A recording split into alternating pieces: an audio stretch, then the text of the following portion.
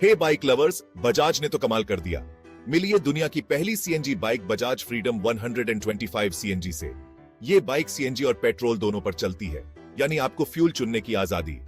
102 kilometre प्रति kilo CNG और 65 kilometre प्रति लीटर पेट्रोल के साथ ये तो कम्यूट करने वालों का सपना है।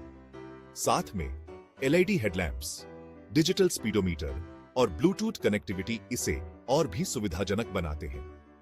95,000 से 1,10,000 रुपए तक की कीमत में ये बाइक 5 रंगों में उपलब्ध है।